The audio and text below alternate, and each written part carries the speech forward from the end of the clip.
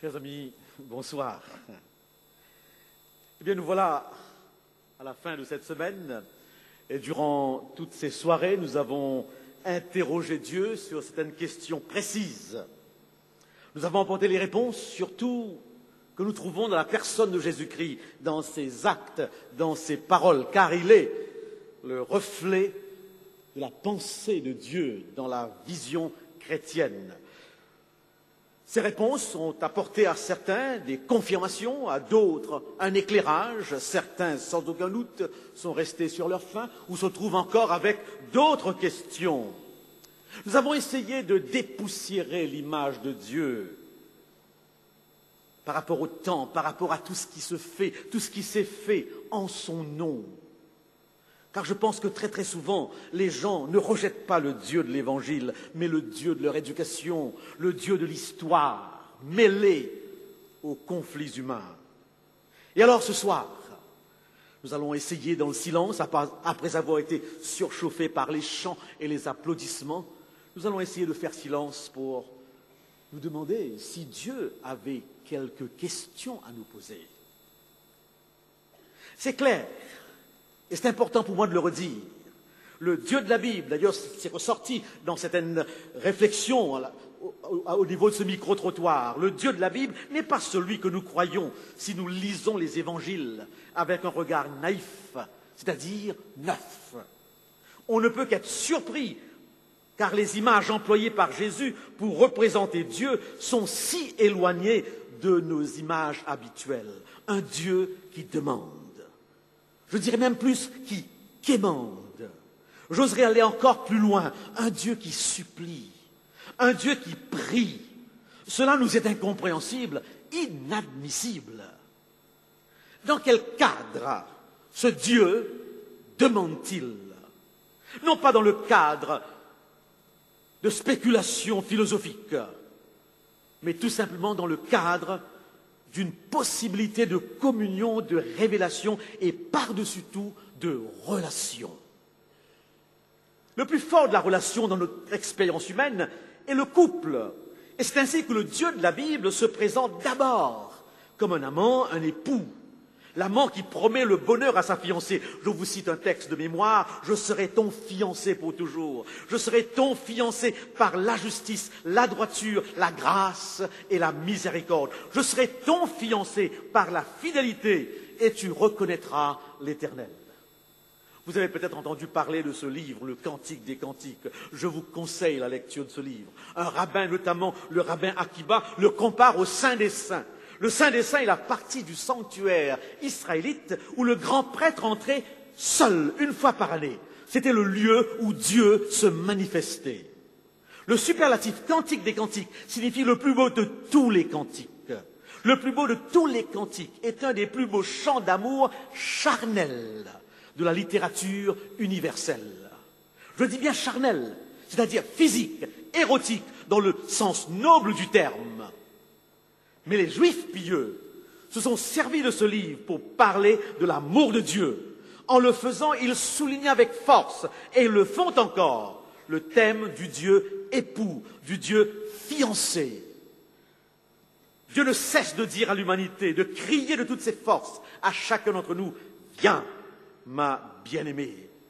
Et l'humanité et chacun de nous ne cesse confusément de chercher ce Dieu. « Avez-vous vu celui que mon cœur aime ?»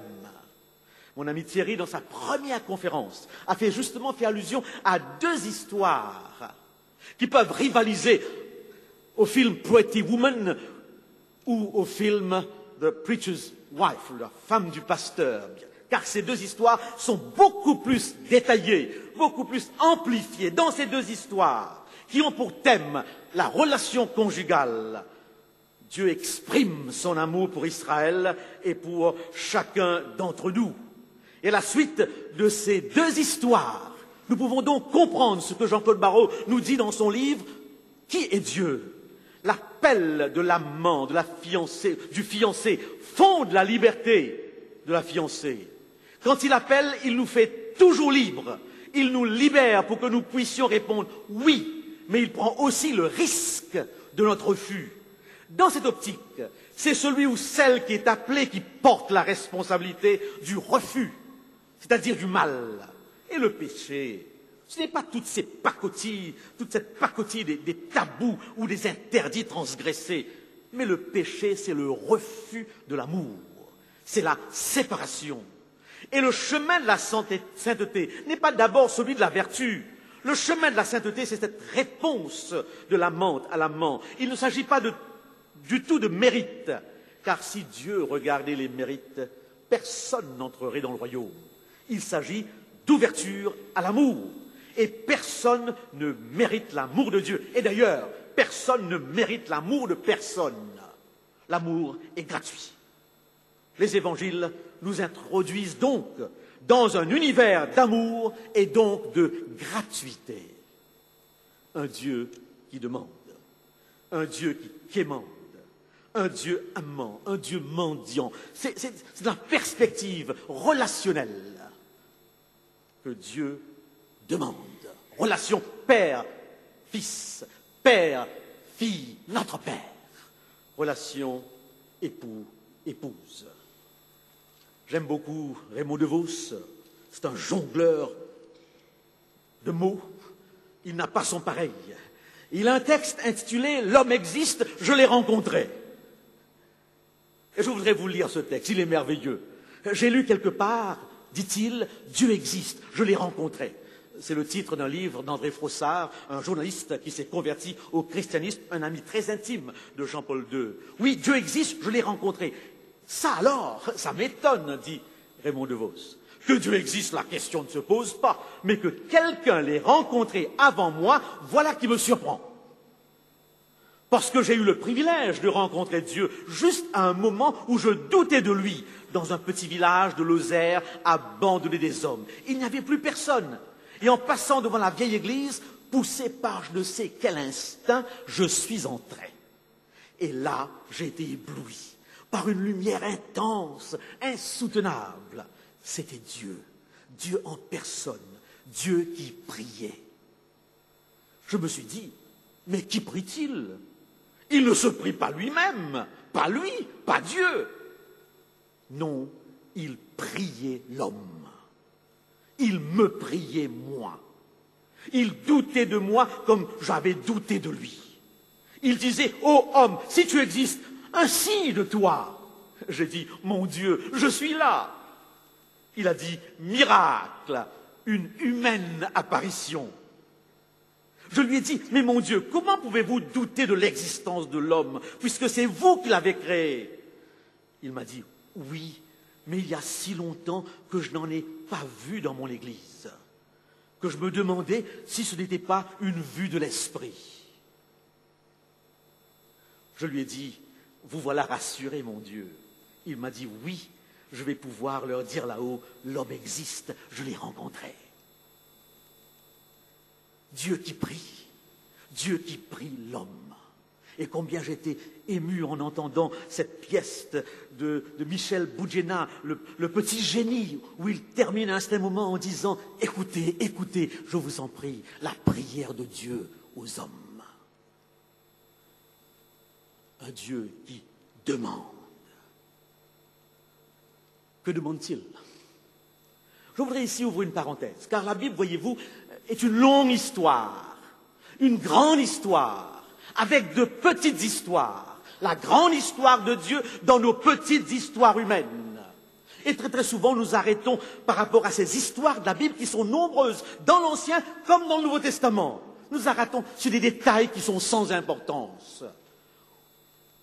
Je me rappelle, et je dois le raconter, cela m'avait frappé. J'étais à l'hôpital il y a quelque temps de cela, et j'essayais de discuter un petit peu avec mon voisin de lit, ce qui n'est pas toujours facile. Et alors nous discutions, je me souviens bien, de l'émission « Qui veut gagner des millions ?» Mission intéressante. Et je lui ai fait remarquer qu'à chaque fois qu'une question est posée sur un thème biblique, la personne sèche immédiatement. Oui, en effet, dernièrement, on posait la question, mais parmi les 4 personnes suivantes, qui a un frère? Le premier personnage était Adam. Et les 3 autres avaient des frères, mais Adam n'avait pas de frère. Et l'individu ne savait pas, il a pris un poker. Une Europe déchristianisée jusqu'à ce point. Eh bien oui. Et alors, bien sûr, le monsieur à qui je racontais cela s'est retourné vers moi en me disant « Mais écoute, tu sais, malgré tout, il y a tellement de conneries dans ce livre qu'on ne peut pas tout croire. » J'étais scié. Je me suis retourné et il m'a dit « Tu te rends compte, l'histoire de Noé, les animaux qui hantent comme cela, un derrière l'autre, mais c'est de la connerie. » Alors je me suis retourné complètement abasourdi et je me suis dit « Zut alors !» Tu es pasteur et professeur de conneries. Mais mesdames et messieurs, il faut quand même faire attention, car ce matin, hier j'ai lu dans le Figaro que le théâtre impérial de Compiègne révèle ce dimanche, donc ce soir, à partir jusqu'au 17, un opéra inconnu de Bizet. Et c'est quoi cet opéra inconnu?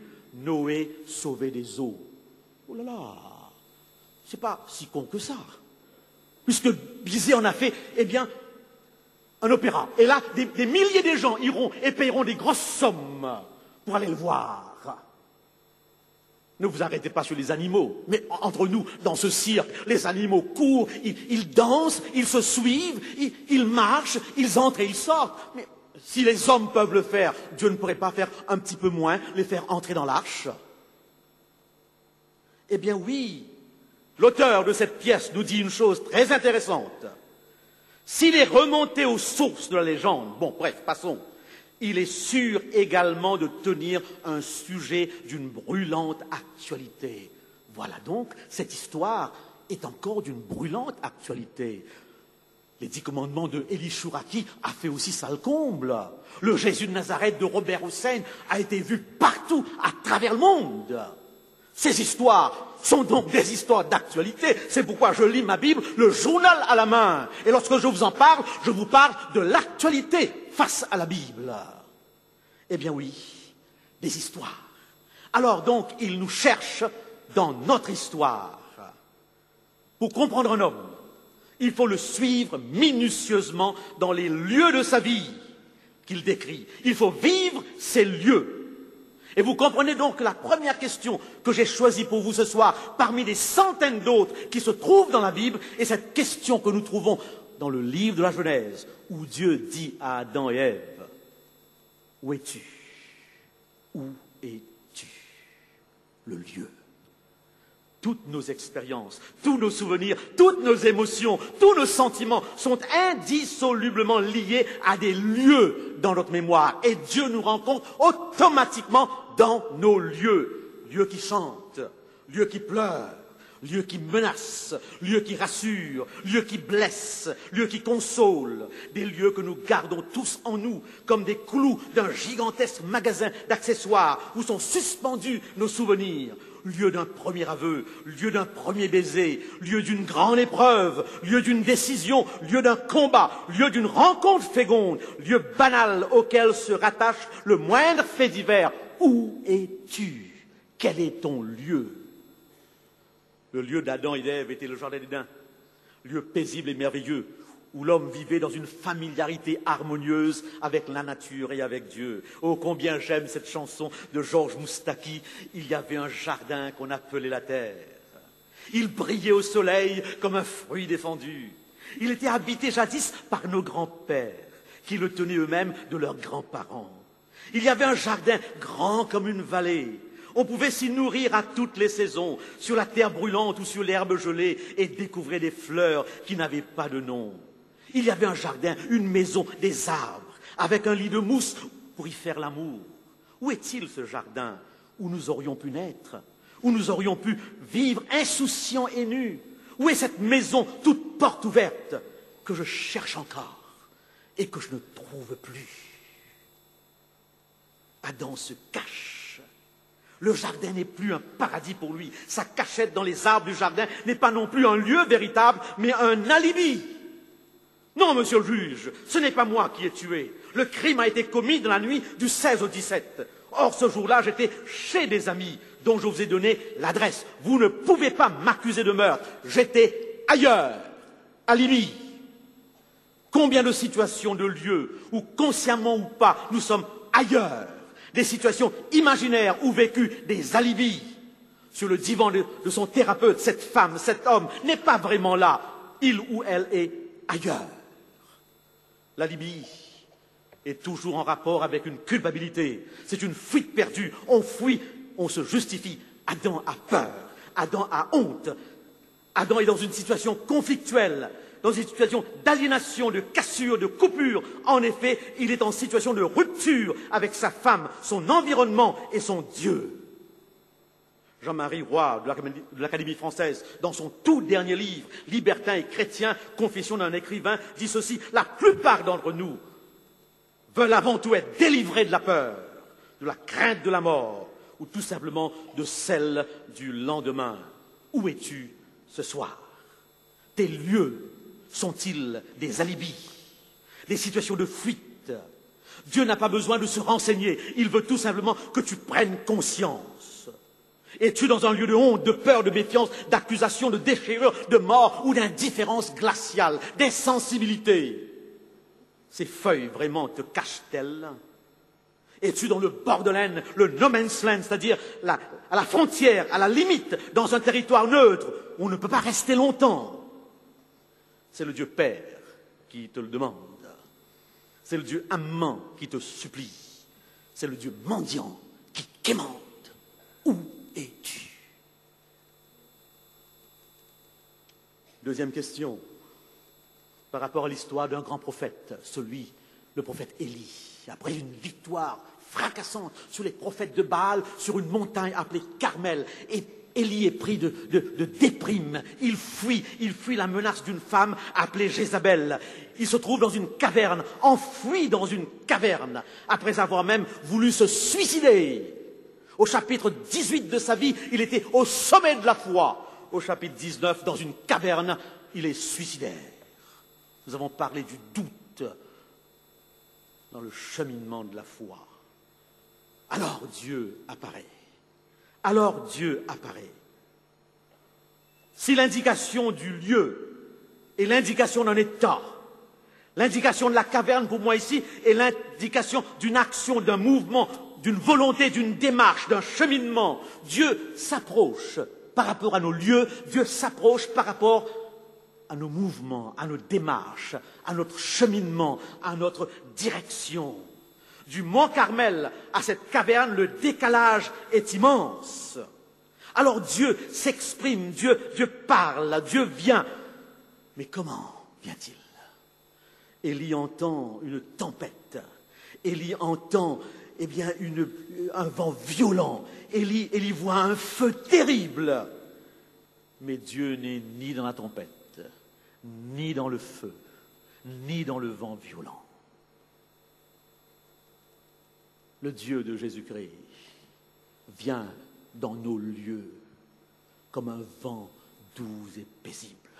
Oui, Élie entend tout à coup un murmure doux et léger. Alors il sort de sa caverne et il se tient devant Dieu. Quel Dieu! Voilà le Dieu de Jésus-Christ. À chaque fois que Jésus rencontrait quelqu'un, il disait « N'aie pas peur, n'aie pas peur ». Que fais-tu ici, dans ce cirque d'hiver? Dans quelle démarche es-tu? Dans quel projet es-tu? Dans quelle direction t'en vas-tu? C'est là où il te parle, où il te dit « Que fais-tu » Lanza del Vasto est un maître spirituel qui a une association et il apprend à tous ceux qui viennent vers lui à prendre conscience, à s'arrêter plusieurs fois durant la journée. Des gens déprimés, des gens fatigués, des gens qui courent toujours, et il leur apprend par un tout petit exercice à trouver dans le silence leur moi, leur force intérieure, ou ce qui les dérange, en se posant tout simplement 3 questions. Tournez-vous, dit-il, vers le mur, 2 ou 3 fois par jour. Posez-vous la question, qui suis-je? Où suis-je? Où vais-je? En d'autres mots, les 2 questions de Dieu, où es-tu? Que fais-tu? Oui, le Dieu qui prie Et De Vos nous dit qu'il attend un signe. De Vos nous dit, fais un signe. Et aussitôt que l'homme fait ce signe, Dieu au ciel se réjouit. L'homme existe, dit-il. En effet, l'homme existe en situation. L'homme existe en relation. Sans relation, l'homme n'existe pas. Bibliquement, l'homme seul n'existe pas. Il existe en relation. C'est pourquoi Jésus pouvait dire un jour à quelqu'un, laisse les morts enterrer leurs morts. Ceux qui sont biologiquement vivants, mais spirituellement morts, parce qu'ils ne sont plus en relation avec la source même de leur vie, à savoir Dieu. L'homme existe devant Dieu que dans cette relation avec Dieu. Où es-tu? Que fais-tu? Je vous en prie. Faites-le un signe. Merci.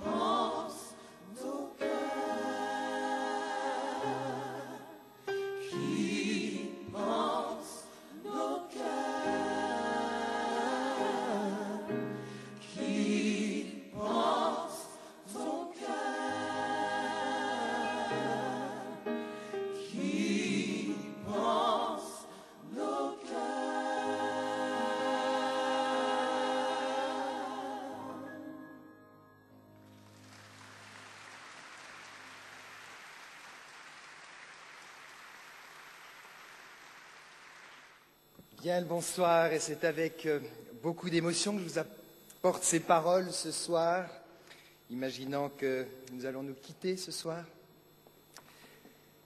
Il arrive parfois qu'un homme, dans le désespoir, alors qu'il est seul sur son île déserte, se mette tout à coup à écrire le message de l'espoir. Il écrit, il place son message dans une bouteille, il la jette à la mer, avec cet immense et ce fol espoir que quelqu'un puisse accueillir cette bouteille et lire le message. Et parfois, j'ai l'impression que toute la Bible, c'est cette bouteille jetée à la mer de notre monde, cette mer agitée par un Dieu qui a un immense espoir au cœur de me voir, de vous voir, recevoir ce message, une lettre d'amour, dans lequel nous trouvons des paroles comme celle-ci: quand les montagnes s'en iraient, quand les collines vacilleraient, ma fidélité envers toi ne s'en ira pas et mon alliance de paix ne vacillera jamais. Ou ces autres paroles que j'ai trouvées dans ce livre, Bouteille. Je me tais, je me contiens. Je suis une femme en travail. Je gémis, je suffoque, je suis haletant. Paroles que l'on trouve comme étant de la bouche de Dieu. Un message d'un Dieu qui suffoque, qui souffre d'amour dans sa solitude, dans son amour blessé. Karl vous l'a rappelé, comme un père, comme une mère dont les enfants se détournent.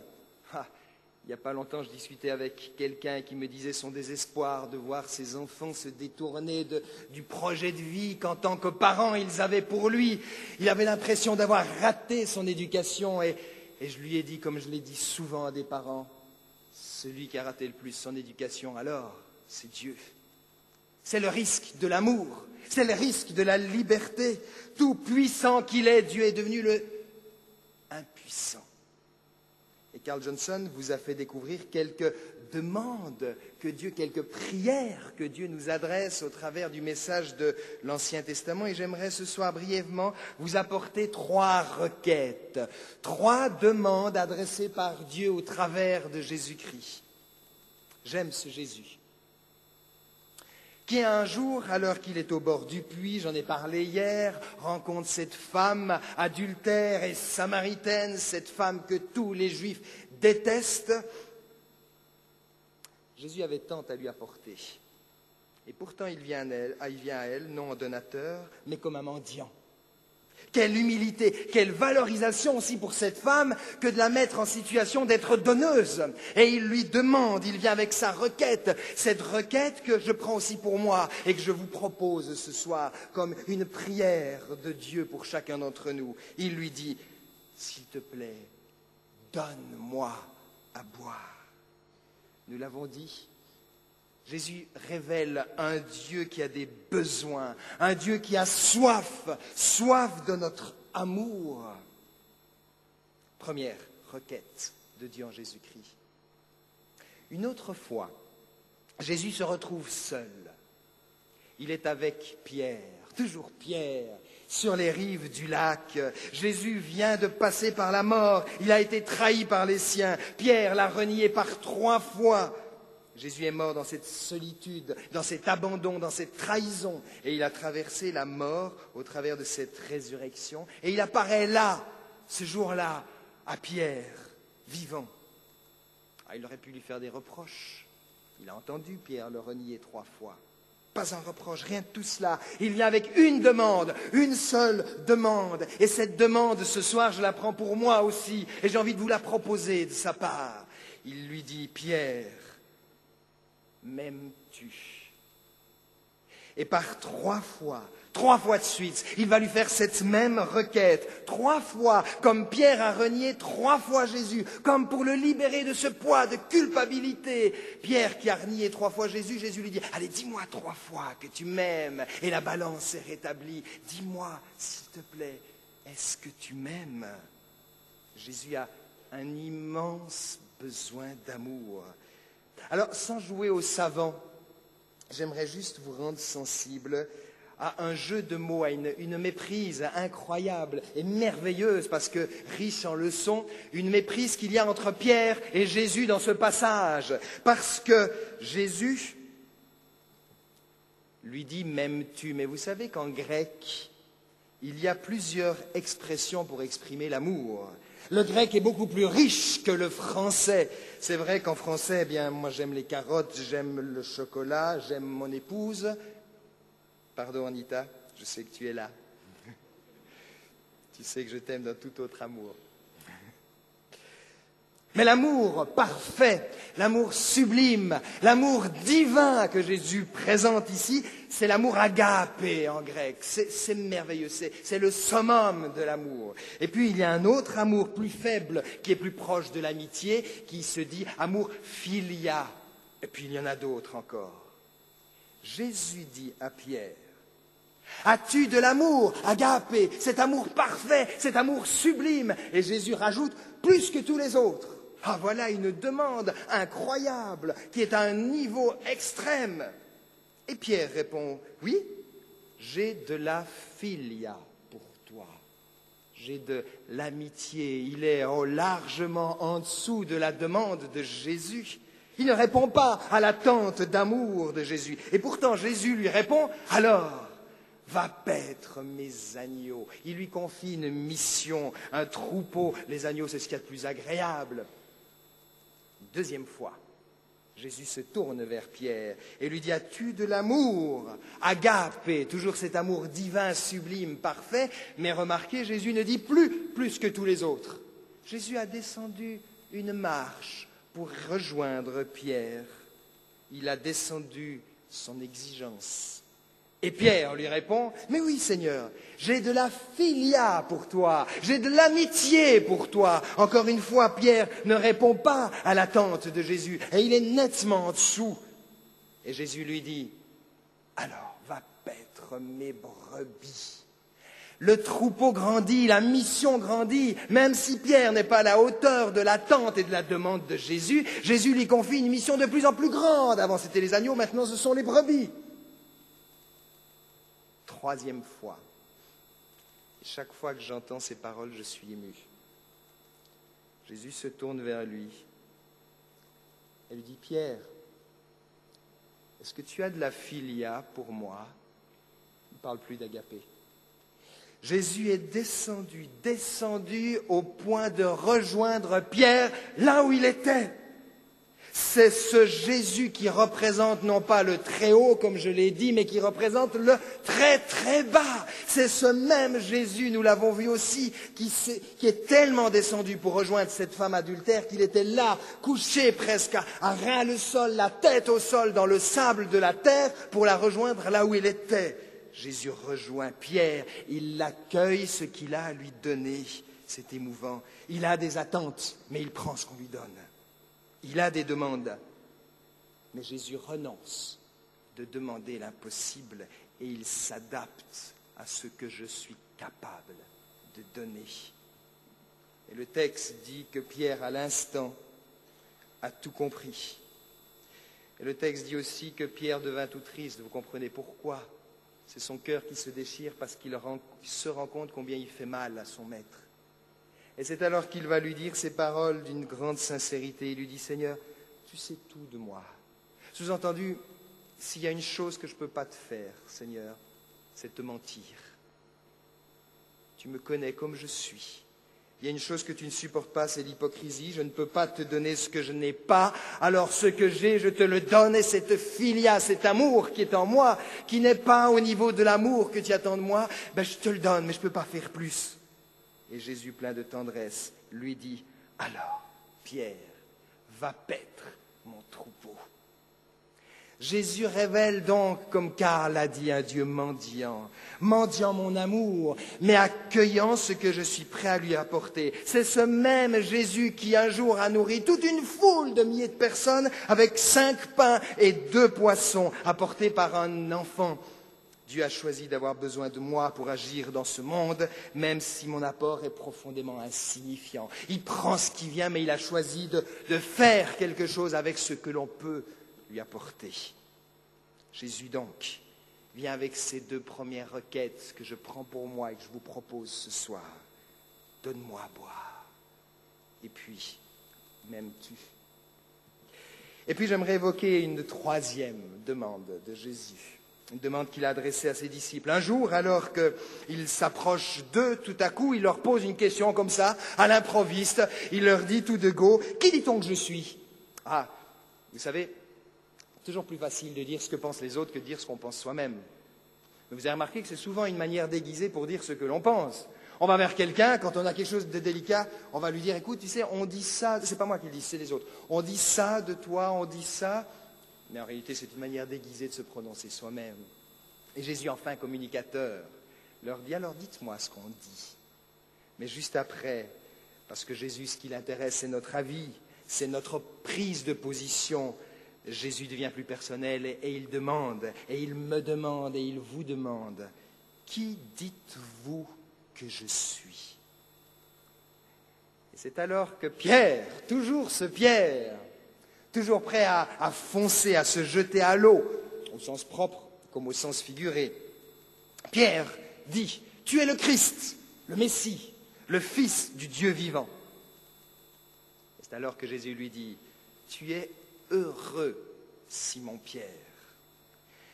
Et il rajoute ces paroles mystérieuses, ce ne sont pas la chair et le sang qui t'ont révélé cela, mais mon Père qui est dans les cieux. C'est-à-dire, ok, c'est pas évident de dire ce que tu viens de dire. Ce n'est pas évident parce que c'est une démarche de la foi qui est folle et qui est insensée de croire qu'un homme comme moi soit Dieu parmi vous. Ça tient de la folie. Ça ne peut pas rentrer naturellement dans le cœur et dans la pensée d'un homme. Il faut une illumination. Ce n'est pas dans la chair et le sang, mais c'est l'Esprit qui t'a révélé cela. Il faut un changement radical de notre vision. Et c'est cela que l'Évangile appelle la conversion. C'est ce changement radical de vision. Et Jésus insiste, à la clé de ce changement radical, dit-il, il y a le bonheur. Heureux es-tu, Pierre, et on en revient toujours avec ce bonheur qui était le cœur même du message de Jésus. Puis Jésus continue en disant à Pierre, et ces paroles qu'il va dire s'adressent à tous ceux et toutes celles qui, comme Pierre, ont fait cette démarche de reconnaître en Jésus le Fils de Dieu. Il lui dit, tu es Pierre. Littéralement, tu es un caillou qui roule. Un caillou qui est prêt à rouler dès qu'il y a une pente. Mais sur cette pierre, et là Jésus emploie un autre terme qui se traduit littéralement par rocher solide et fort. Sur cette pierre, sur ce rocher, je construirai mon église. On a beaucoup discuté sur ces paroles mystérieuses de Jésus et loin de moi l'idée de passer du temps. Des théologiens ont écrit des livres énormes. J'aimerais simplement vous dire comment je reçois ces paroles de Jésus adressées à Pierre, mais aussi à moi et à vous, si vous le souhaitez, vous pouvez les recevoir parce qu'elles vous sont aussi adressées.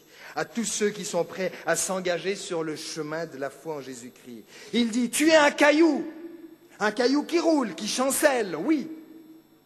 Et pourtant, sur la base de ta profession de foi qui reconnaît en moi le Messie, le Fils de Dieu venu pour sauver ce monde, ce rocher solide et véritable qu'est cette profession de foi, Jésus peut construire l'aventure de son royaume avec toi et au travers de toi. Par ces paroles, Jésus me demande, Jésus te demande de devenir son collaborateur, son partenaire de ce royaume en construction que nous avons évoqué tout au long de cette semaine. Et il termine en disant cette phrase merveilleuse, « Et alors, je te donne la clé de ce royaume. »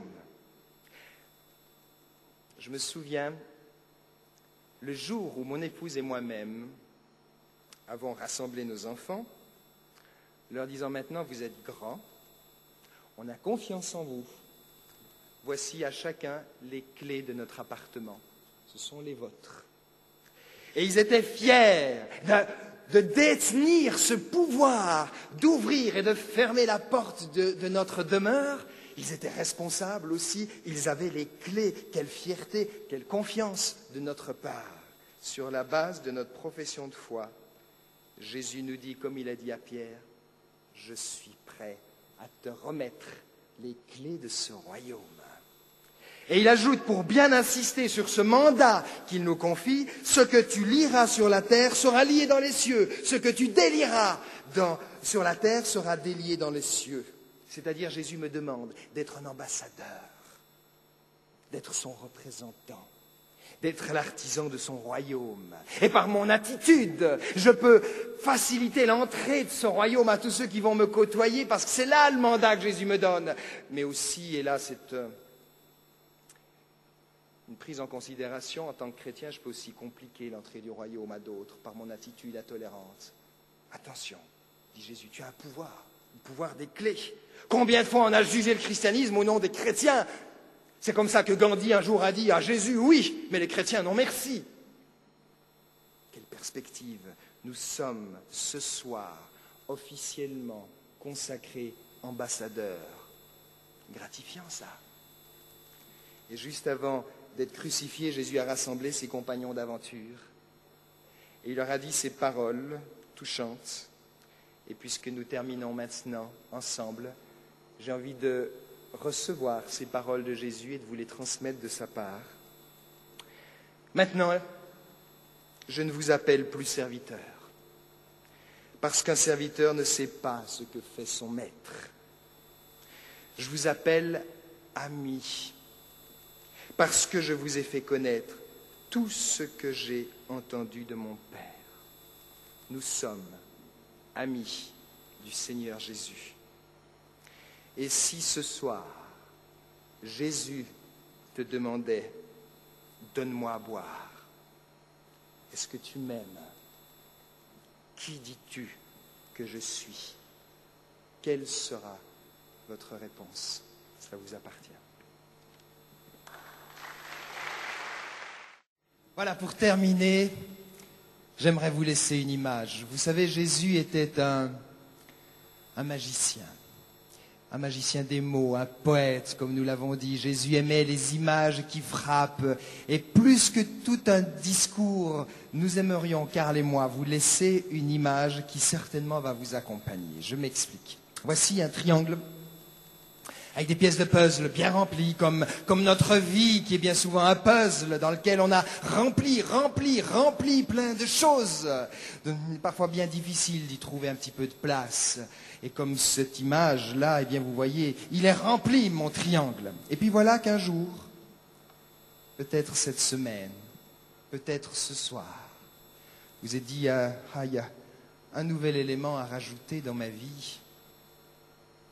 Il est rouge, comme l'amour de Christ pour chacun d'entre vous. Rouge comme son sang offert pour chacun d'entre vous.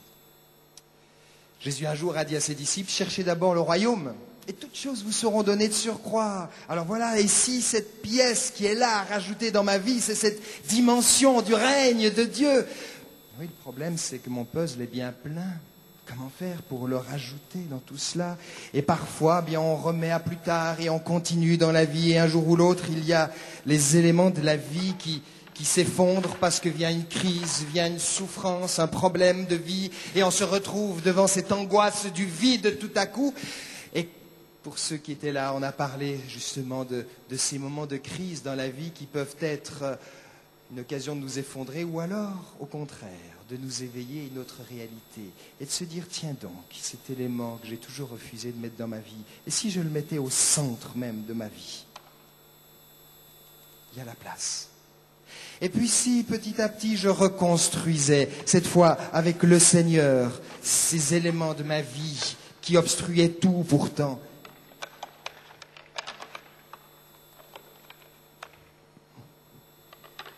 et voilà, tout y est. Mais j'ai mis cette fois au centre l'essentiel.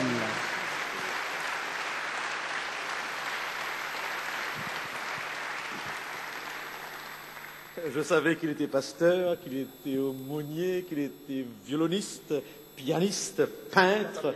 Pas pianiste, mais je ne savais pas qu'il était magicien. C'est formidable, nous terminons dans un cirque avec un petit signe de cirque. Eh bien, mesdames et messieurs, cette histoire ou cette présentation veut tout simplement nous faire comprendre que l'impossible est possible. Nos extrémités sont les possibilités de Dieu. Un buisson séché peut être illuminé. Je voudrais juste rappeler ce que Thierry m'a rappelé ce matin lorsque nous parlions de la pièce de Robert Hossein, Jésus et son nom. Il semble que lorsqu'il a présenté cette pièce, alors que Thierry l'a regardée quelque part dans une ville, tout à coup, il a remarqué qu'il y avait des sièges vides devant. Et alors, l'acteur s'est présenté sur scène et il a dit à tous ceux qui étaient à l'arrière, il y a des sièges vides devant, je vous les offre. Venez. Personne n'est venu. Avait-il peur? Croyait-il qu'il plaisantait? Alors l'acteur leur a dit, voilà, c'est ça la grâce. C'est ça la grâce. On vous donne, mais vous n'arrivez pas à l'accepter. Acceptez le cadeau de Dieu. Ça a été très agréable, Thierry et moi, de vous retrouver sur votre route. Le cirque d'hiver est sur votre route. Les journalistes nous posent la question, mais pourquoi est-ce que vous avez choisi un cirque? Eh bien, le cirque est bien sur notre route à Paris. Nous sommes venus sur votre route. Vous partagez un bout de pain, ce pain qui nous nourrit, ce pain qui nous fortifie, ce pain qui vient d'en haut, cette parole de Dieu. Et si c'était possible, on voudrait bien rester à votre écoute, main dans la main. Nous sommes venus avec nos peines, avec nos blessures, avec ce qui nous empêche de grandir, le quotidien et son usure, les mentir vrais, les vivre faux, les tout entiers, les tout de suite, tout ce qui nous fait tomber de haut. Nous sommes venus vous présenter la possibilité d'une paix profonde qui ne peut venir que de lui. Cette paix n'est pas de ce monde, mais pourtant elle est cachée au fond de chacun de nous. Restez en marche, demeurez en marche, reprenez la marche. Bonne route. Merci. Bonsoir.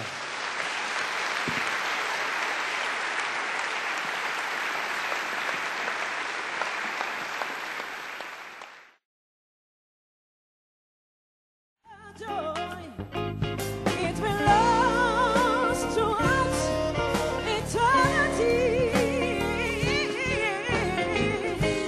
Seeking out to find someone.